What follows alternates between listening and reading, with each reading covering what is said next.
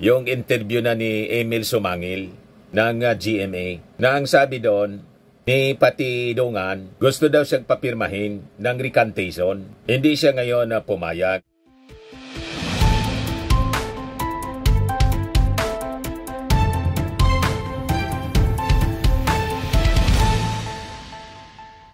Hello po mga kababayan, si Dante Maravillas. This time, nagpapapress con si Atong Ang sa issue ng missing sa Bungeros. Di ba siya yung tinuturo ng isang witness na dati niyang farm manager na si Jolie Dondon Patidongan. Buniltan ngayon, kinaso ni Atong Ang, kaya may press con na ginagawa. Kasama yung kanyang mga abogado. Ang abogado ni Atong Ang, yung isa, personal nating kilala, si Atty. Carolina Cruz, taga rito sa amin. At saka mga kababayan, si Lorna Kapunan. So, pakinggan natin ang kanyang press con, mga kababayan. Sino ang Dondon na yan? Ang Dondon na yan, kasi kami namang mga abogado, hindi naman kami tatanggap ng kaso pag hindi kami nag-due diligence. Nakita namin ang Dondon nito ay kriminal. Si Atty. Kapunan nagsasalita. Criminal cases. He started sa isang security company na tinanggal siya dahil sa sexual harassment. Then nag-complain ng sexual harassment. Isang kriminal daw ito, si Patidongan, yung witness. Na January 2020, merong nag-file ng information for frustrated murder. Ito, against yung whistleblower na yan, sa RTC Morong Rizal. Isang kaso yun, frustrated murder. Meron pa siyang charge for murder and multiple frustrated murder in Taytay Rizal, final noong March 2019. Nakita rin namin na noong July 2019, ang Metrobank mismo, Metropolitan Bank and Trust Company mismo, ang nag-file ng isang kaso for robbery. Robbery with threat and intimidation, physical injuries, and grave threats. So, tignan natin, credible ba itong whistleblower na to? Kanya, nandito si Atong Ang, na nire-represent po namin para tulungan. Ang objective po natin ay tulungan natin na na lumabas ang katotohanan, because ngayon ang lead lang ng Secretary of Justice at ng police authorities ay isang statement na hindi naman totoo. So our objective here really is to help. Sabi nga ni Sir Atong Ang, nandito po kami para ilabas ang katotohanan, because baka mag-follow ng false leads ang SOJ. Wala na namang mangyayari sa kaso to. Isipin natin yung mga families ng victims na hanggang ngayon hindi pa nakikita. Isipin natin ilang taon na yan, more than 4 years. Kailangan malaman ang katotohanan. Sino itong whistleblower? Kagaya ng sinabi ni Sir Atong, siya po ang directly responsible. He was a farm manager na binigyan ng full trust and confidence. Siya yung in charge ng operations. Tatlo yan, sa Batangas, sa Laguna, at sa Manila. Siya po ang nag-hire ng mga tao. Siya ang nagko-construct ng mga building. Siya ang nag-maintain ng property. At doon niya naisip na gumawa ng illegal na activities. Kaya yumaman yan. Meron pala siyang, nalaman namin rin sa aming investigation, na meron siyang separate na business na hindi alam ni Sir Atong Ang. Sa separate na business na yan, doon siya gumagawa ng pera, illegal operations. Meron rin siyang, siguro ang tawag ko doon, private army, napakadaming security guards, napakadaming firearms. Kaya natatakot. Yung mga alam ang ginagawa nitong Dondon na to, ay natatakot mag-come forward because may sariling operations itong si Dondon na yan. At takot na takot sila. Ngayon na sabi ni Secretary of Justice that he will help in bringing out the truth, gano'n ang mangyayari. We will fully cooperate with the Secretary of Justice, with the investigating officers, and with the Supreme Court in darating na doon. Any question from GMA?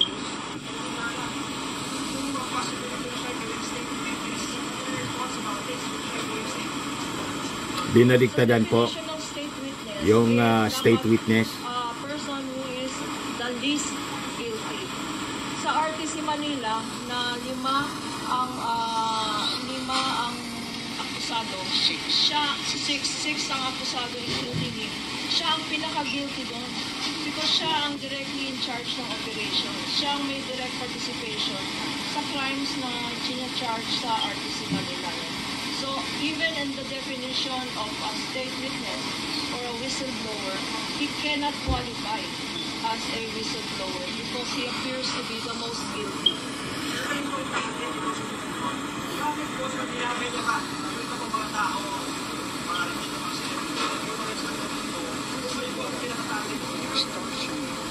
Dahil nga sa extortion, tinatawagan nila isa-isa. Ang hindi magbibigay... Gusto daw mag-extort sa kanya. Yung original, yung mga sinasabi niya, parang 15, 16, 17. Ngayon, 4 na lang kami. Hindi ko alam kung ano yan.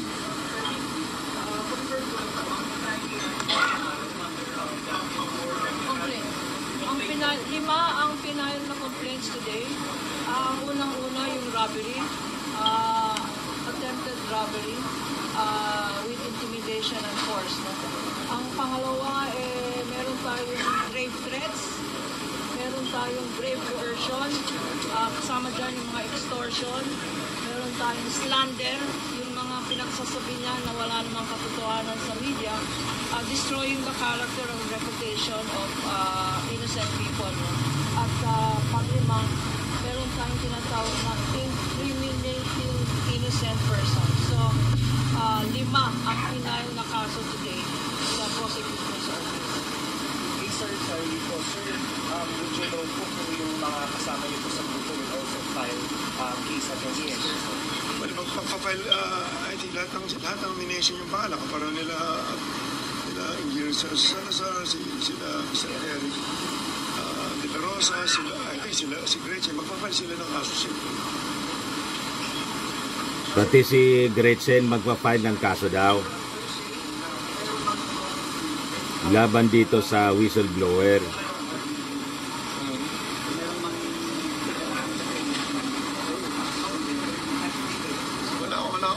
Basta yung side namin, wala kaming nalalaman. Hindi ko alam si Julie, depende si Don, kung ano maging resulta ng investigasyon, wala akong masasabi dyan.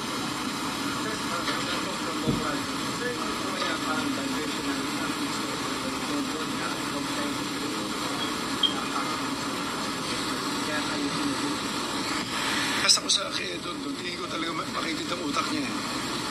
I think pera-pera lang talaga habol niya. Isipin mo sinasabi niya pati kagabi. Bigyan siya ng pera kasi tatakbo na raw. Pakaala niya, yung ginawa niya, pwede niya takbuhan ng bigla. Hindi ganun eh. Kasi sanay naman yata sa kumuha ng pera tumakbo eh. Hindi ko alam ang background niya eh. Tama po, tama po, yung sinabi, after niya labas ng state of emergency, tingnan ka niya ng pera. Since February pa. February pa siya humihingi. Nalaman ko na mayroon siyang affidavit na ganyan. Parang mga May yan eh. Tapos nalaman ko kasi umiikot yung niya, affidavit niya. Nag-click eh. So just to clarify, sir, wala kayong inuto sa kanyang gumawa ng Of course, hindi. at siya lang yung maaaring gumawa ng mga Well, hindi ko masabi. Tignan mo, sinabi niya sa akin, gusto niya umalis na. Sinabi niya sa akin, maski pa ulit. Maayos na lang daw niya, makakompleto niya lahat.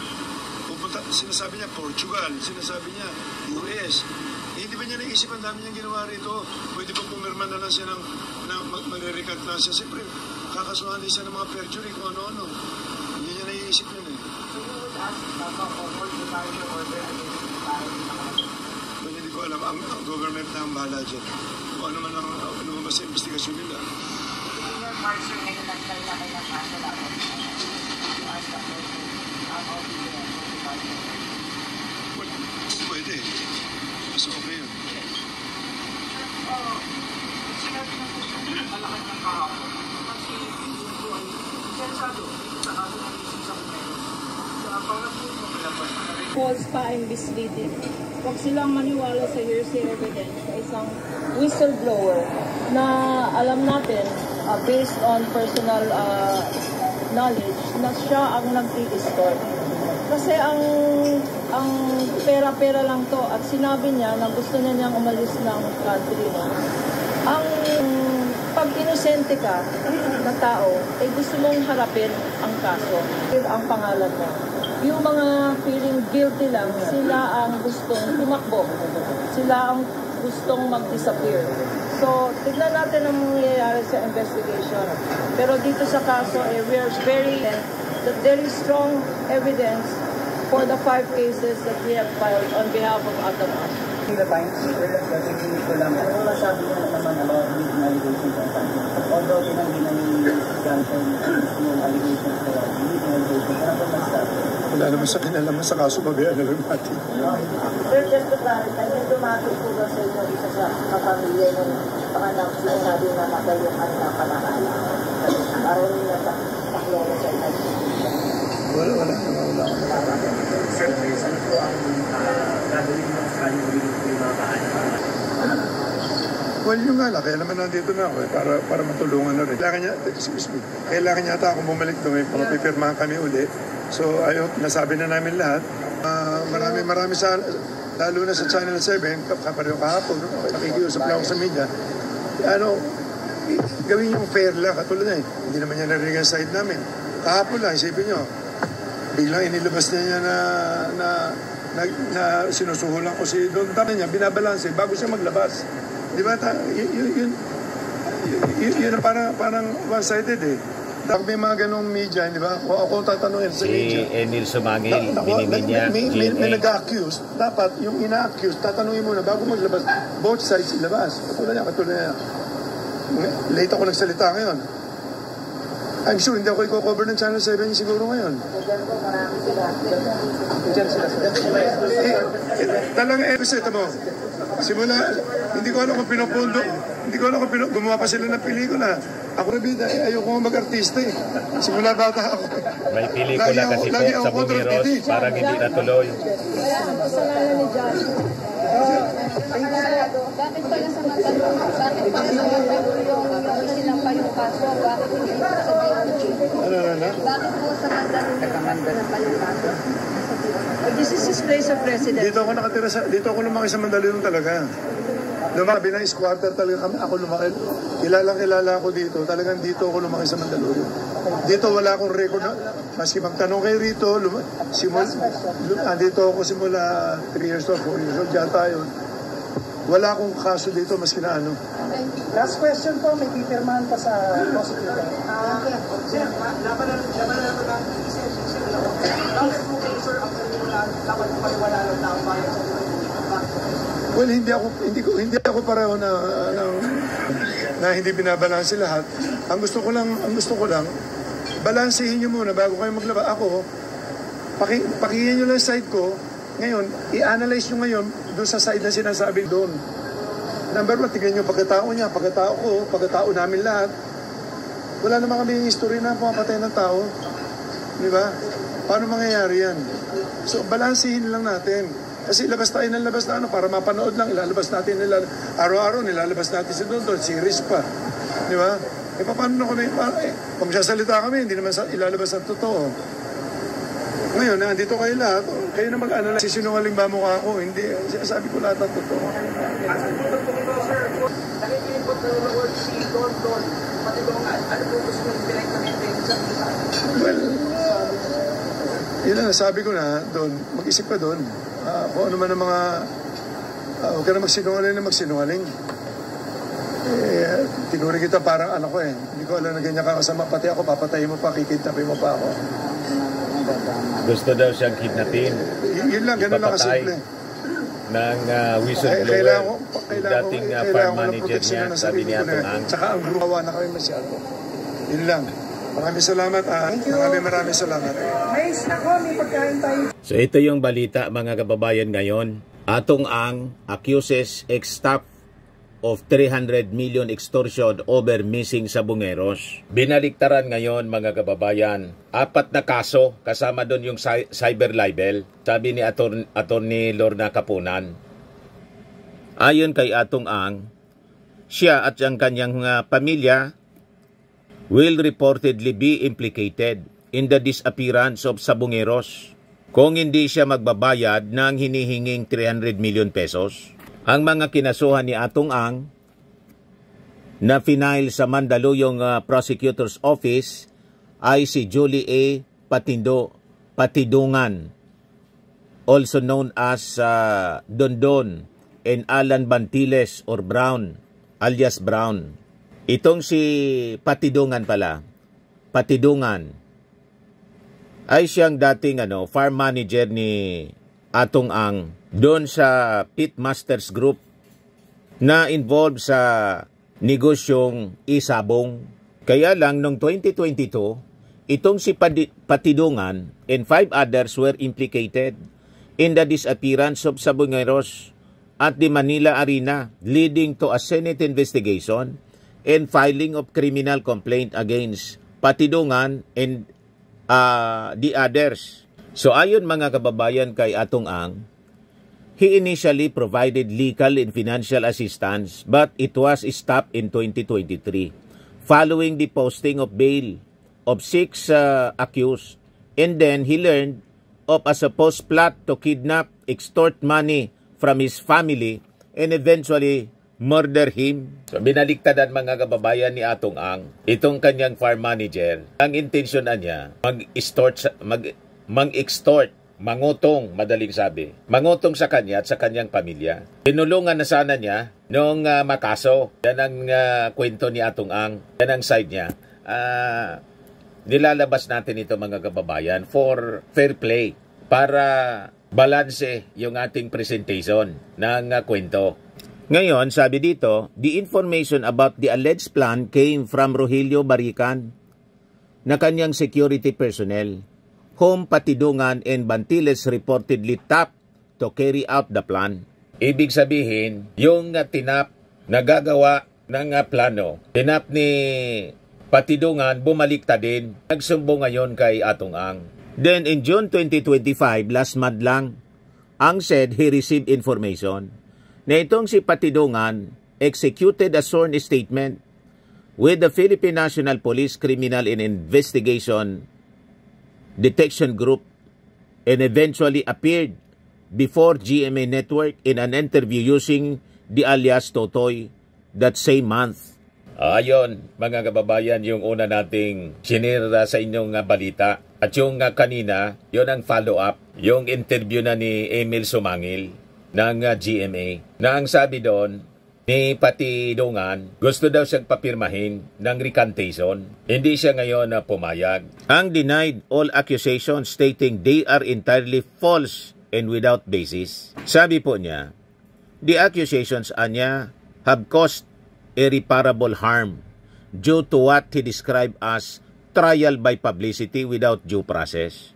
Ang is represented by Attorney Lorna Kapunan. Ayan na po, ginawa ang yung press con ngayon para after the filing ng 4 na complaints. Nagpa-press con po. Ito siya mga kababayan, yung press con kanina. Anong question? Ito na si Atong Ang.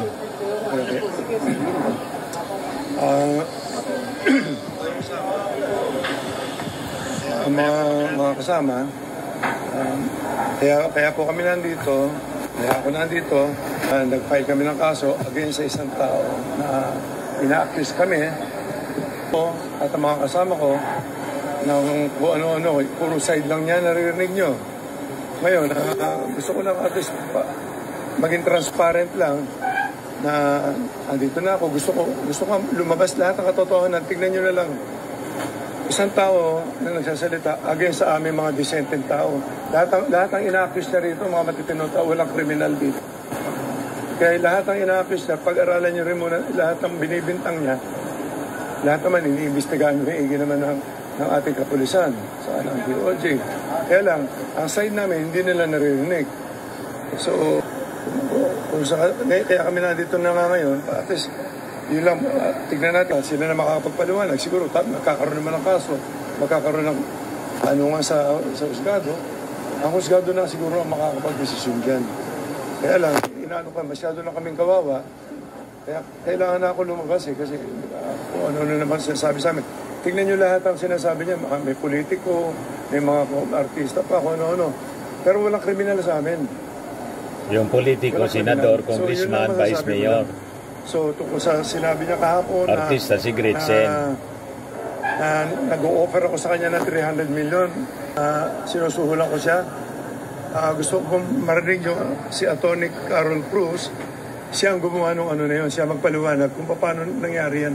Yung sinasabi nila na yung letter na yan, na decantation niya, tatawag niya po. So, yun lang. Please lang, pakiusap ko lang. Lahat ng taong sinasabi niya, ini-involve sa amin dito. Tignan niyo ang pagkatao namin. Parang sinasabi niya sila, Engineer Celso Salazar. Engineer yan, hindi naman kriminal yan. Paano naman sasabihin na gano'n? Ako, i-involve nila ako, gaming lang ako. Saka sinasabi nga, lover boy daw ako. Hanggang doon lang ako, wala na yun. So anyway, andito si Atty. Carol Cruz. Importante, marinig nyo kung ano yung sinasabi niya kasi nangwali nga kahapon. May 4 na points lang akong gusto i-share. Kasi nasabi nga na yung 300 million na babayaran daw siya to kung ano man yung binigay niya, no? Yung na mga statements.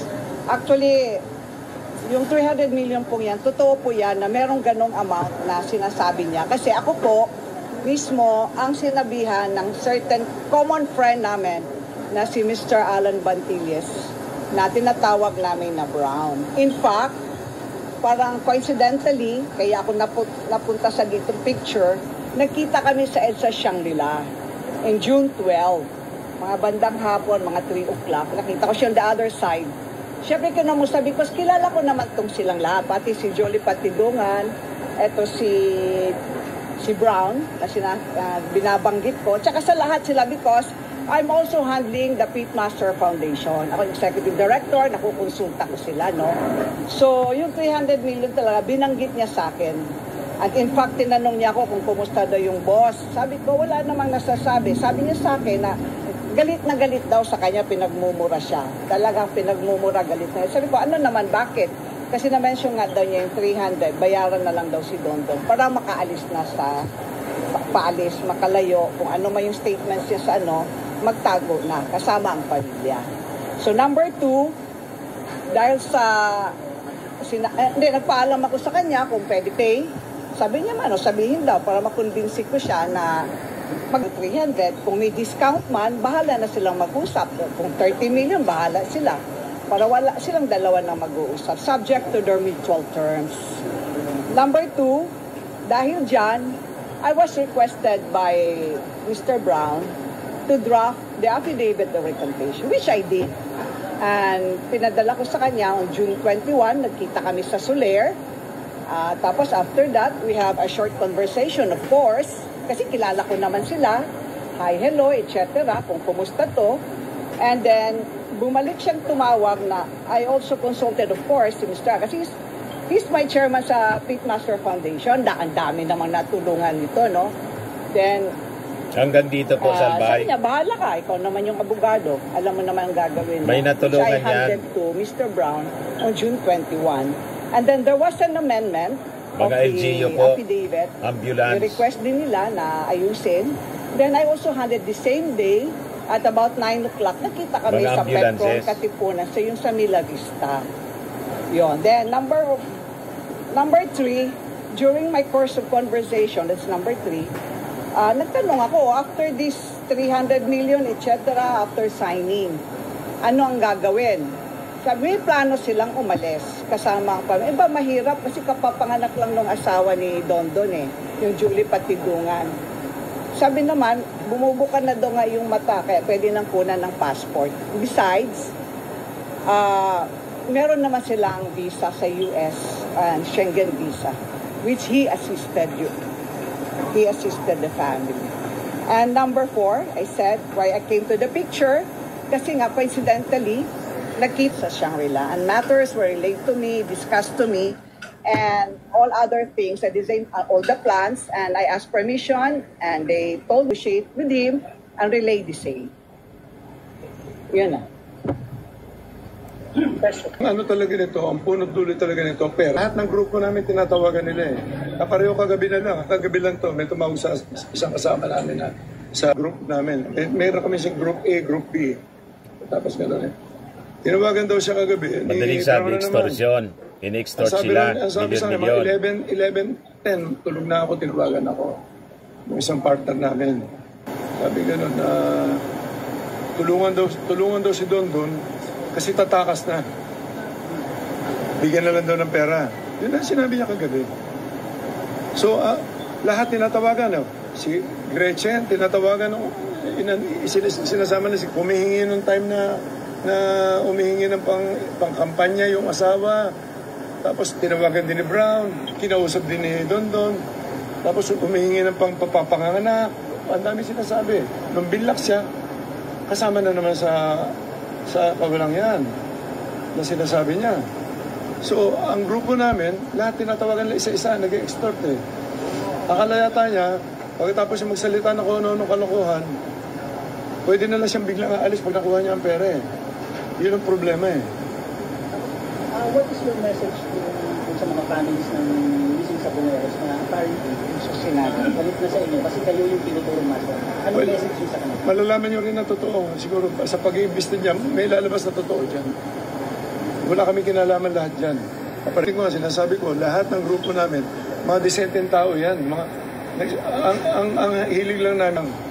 Ngayon, kailangan lang namin proteksyonan na sarili namin yun talaga. Kaya wala na akong kailangan ng ano eh. Ngayon, hindi ko na kailangan paliwanag. Hindi namin alam kung ano nangyari talaga dyan eh.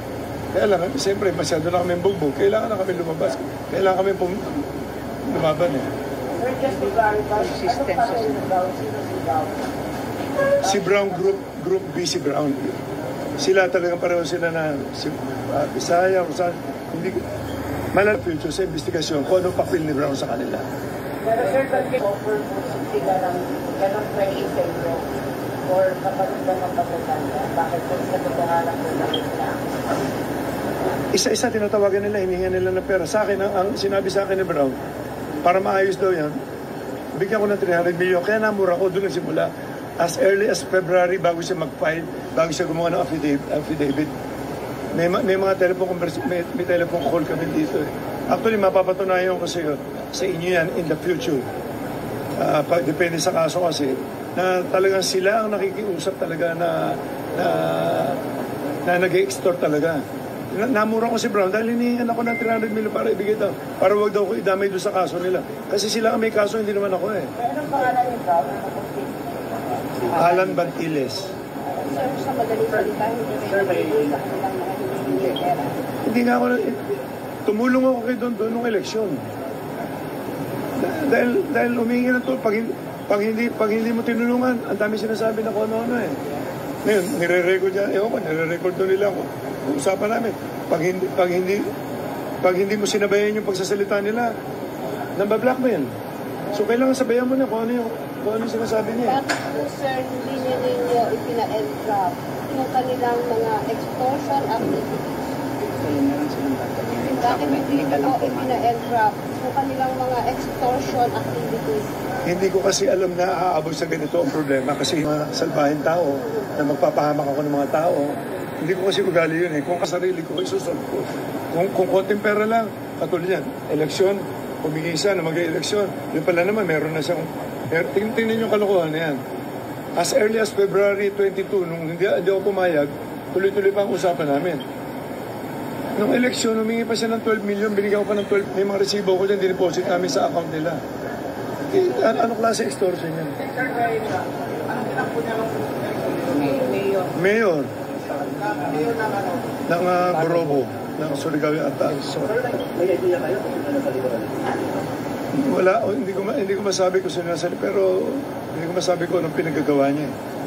Pero may ang anggulo na dahil po sa politika kaya kayo kilala. Wala naman ako sa politika, hindi ako nakikita sa politika. Hindi ko alam kung siguro sa pag-iimbestiga din na lang ng mga pulis siguro, makikita nila ko ang purot dulo niya kung ano yan. Ansikin nyo na lang, yung background ni Don na lang. Pero Kung anong may klase. kalaban po ba kayo mas malaki pa dyan sa darangan ng negosyo na po? Sa baka nasa No comment ako niya sa ganyan sa negosyo kasi negosyo. Lagi ko siya nakakausap maski nung huli. Last night.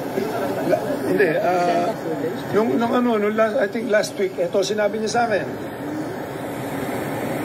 Brown, pagtawag ni Brown, sinabi niya, boss, gusto ko yung makausap ni Don kasi aalis na raw. Mag-usap na lang kayo para makaalis siya kasi inaayos na lang yung visa, yung visa yata nung anak niya, yung bata.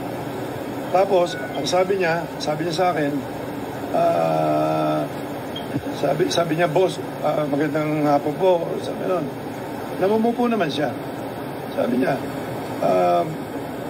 gusto ko sana iligtas kayo pero yung mga kasama nyo dapat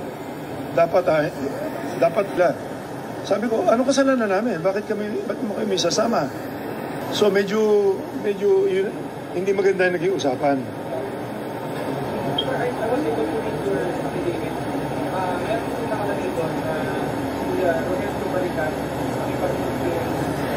Yan. Nung nagtatago sila, okay, nakarating na sa akin yan, kung huli na lang Pagka nakakainom kasi yan, ang dami masyadong kwento, ang dami mga pinaplano.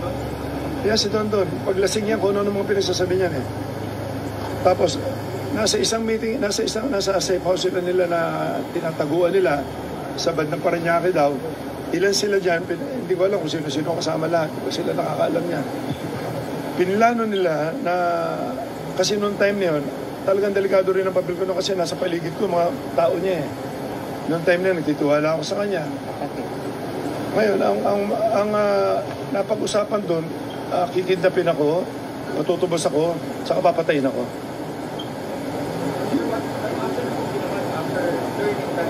Dito huli ko lang nalaman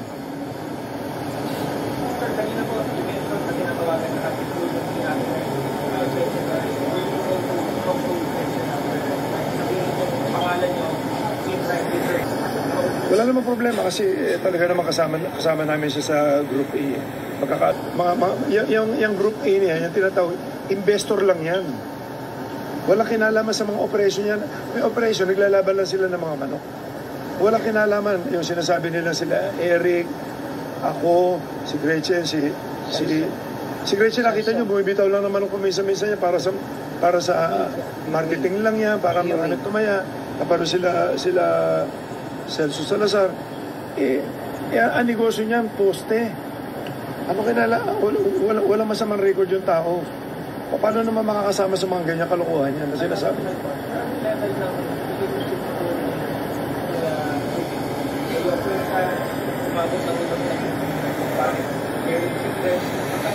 Naging trust, kasi ako, sobrang kumitiwala sa mga tao.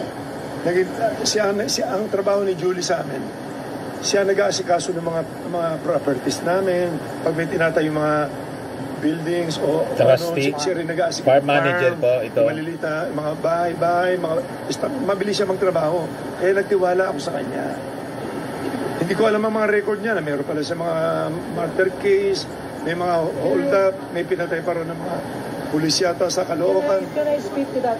Yung issue, Kasi dapat malaman natin ang whistleblower na to. Sino ang nag-proclaim na gusto niya mag-testify? Sino ang Don na yan? Ang Don na yan, kasi kami namang mga abogado, hindi naman kami kaso pag hindi kami ng due diligence. Nakita namin na ang Don na to ay criminal. He had criminal cases. He started sa isang security company na tinanggal siya dahil sa sexual harassment. May nag-complain ng sexual harassment. Tapos, ito yung mga kababayan, si Patidungan. Ito yung interview ng GMA, si Emil Sumangil. May mga taong membro ng PNP na inuutusan para kumuha doon sa venue. Sa mga taong nagtaka, bakit ngayon lang ako lumutang? Ngayon, lumutang ako dahil alam ko ang pinagkatiwalaan kong tao na ang ating PNP chief na si General Torre. Alam kong hindi niya kaya bayaran ng pera yan. Ano naging papel mo dito sa Bungero? Ba't ikaw ay kasama sa kinasuhan? So, ibig sabihin, yung mga previous PNP, wala siya masyadong tiwala. Yan ang ibig sabihin niya. Sa totoo lang, wala akong kinalaman dyan at isa lang akong utusan niya na bilang farm manager. Ikaw ba rin kakasuhan bukas ni Atong Ang? Ano mo sabi mo? Parang kinasuhan niya na rin yung sarili niya dahil ako kakasuhan niya. Ay, siya naman nag-uutos ng lahat. Katulad ng sinabi niya, nag-extortion daw ako ng 300 million para alam ng lahat. Hindi ko kayang tanggapin yung pera niya. Sinabi niya na nga sa social media na bilyonaryo ako. Patunayan ko na lang na ako isang bilyonaryong mini. Yun lang ang masasabi ko sa kanya. At saka Mr. Atong Ang, sabi na nga ng mga matatanda na huwag ka na magtago sa palda ng nanay mo. Binigyan mo ako ng papel na para pirmahan ko yung recantation ba yun? Recantation. Binigay mo sa akin kapalit ng pera. Sabi ko hindi ko kayang tanggapin yan dahil buhay ko at buhay ng pamilya ang nakataya dito. At ito yung minimin doon sa presscon na 300 million. Ang gumawa ng recantation, yung kilala nating abogado, si Atty. Caroline Cruz, na katabi ni Atong Ang doon sa presscon with Atty. Kapunan. So, ang kwento nito ni Patidongan, hindi siya nag-extort, kundi binabayaran siya para manahimik. 300 million para bawiin yung kanyang ang kanyang mga statement sa unang mga interviews na kung saan tinuturo niya si Atong Ang, si Gretchen Barreto, direkta ng isinabit niya si Atong Ang bilang mastermind para hindi na mabulgar ang tungkol sa missing sa Bungeros, kung sino talaga yung mastermind. Yun ang side, mga kababayan, nung kinasuhan ngayon, pinilta ni Atong Ang dahil sa pagsabit sa kanya. 3 days ago daw, pinapapirma siya ng recantation. Kasi di ba, una, ang lumabas na mga kwento, blind item pa, alias totoy lang siya. Yung kwento ni DOJ Secretary Boying Rimulya. Pero ngayon, nagpakilala na siya ng full name niya, ng kanyang identity, kasi nasecure na siya, mga kababayan, ni General Torre. Ano ng mga pamilya ng mga nawawalan sa Bungero? Sino yung babaeng artista na ito? Yung artista na yan, walang iba kundi si Miss Gretchen Barreto. 100% na may kinalaman siya at gawa na lagi sila magkasama ni Mr. Atong Ang. Panawagan ko lang sa kanya para naman medyo siya, makipagtulungan na lang siya sa akin. Sa mahal kong presidente, BBM, sir, sana pakinggan mo naman yung mga pamilya ng namamatayan. Ito na yung pagkakataon na tulungan niyo ako dahil lahat ng sinasabi ko dito, walang kasinungalingan at walang pirang kapalit dito. So yung ating Pangulo, ipinag-utos na po ang investigasyon. Sabi diyan, PBBM determinado sa hustisya, mas malalim na investigasyon sa mga nawawalang sa Bungero, inatasan o pinag-utos. Ayon yan, mga kababayan, sa payag ni Yusek Attorney Claire Castro, layunin ng Pangulo na matukoy ang tunay na nasa likod ng pagkakawala ng mga biktima at mapanagot ang sinumang responsable. Ito'y sa kabila ng ulat na isang makapangyarihang individual ang itinuturong utak sa likod ng mga pagkawala. Iginit ni Castro na mananatili ang tiwala ng Malacanang sa integridad ng ating hudikatura.